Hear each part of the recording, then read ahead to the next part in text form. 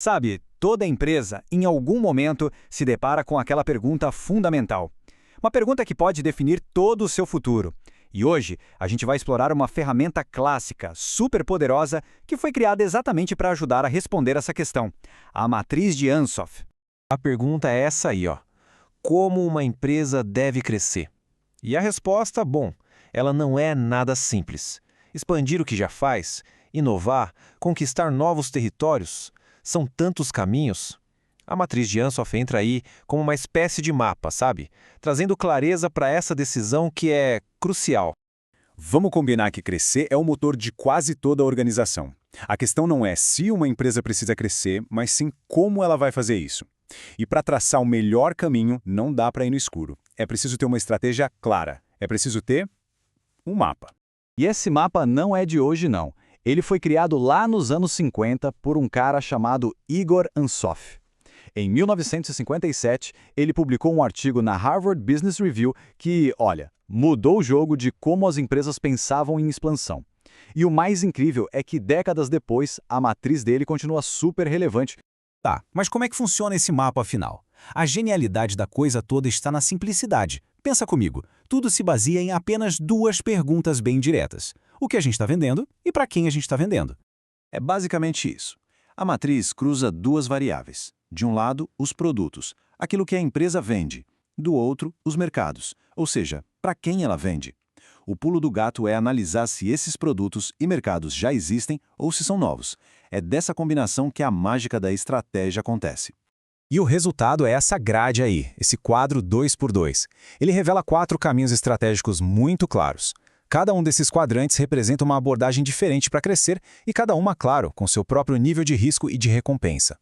Então, bora mergulhar em cada um desses 4 caminhos? A gente vai começar pela aposta mais segura de todas e vai subindo a escada até chegar no movimento mais ousado.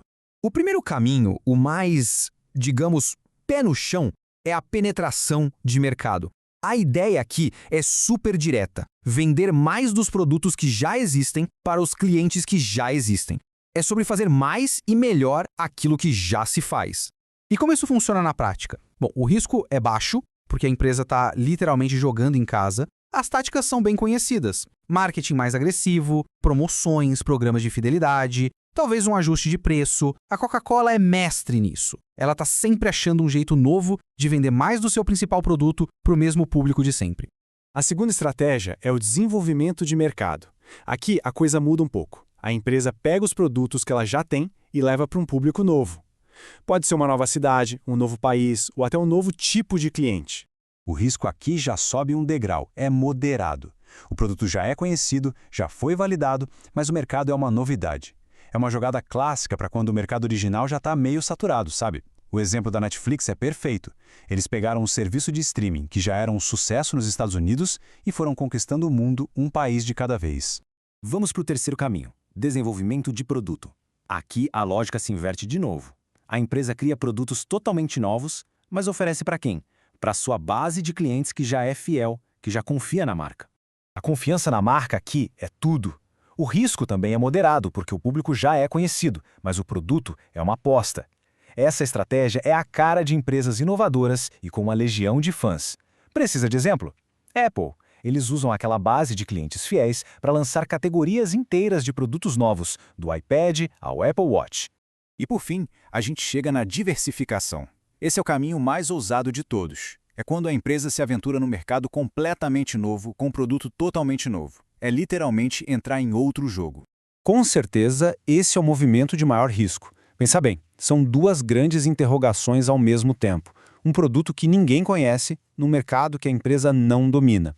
A Amazon fez isso de um jeito espetacular com a AWS, a Amazon Web Services, um serviço de computação em nuvem que não tinha nada a ver com vender livro online, mas que hoje é uma das partes mais lucrativas da empresa.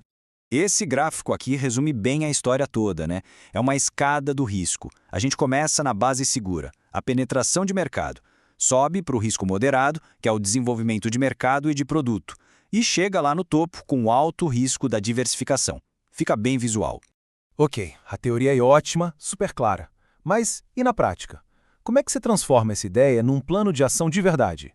A aplicação da matriz, felizmente, segue um processo bem estruturado.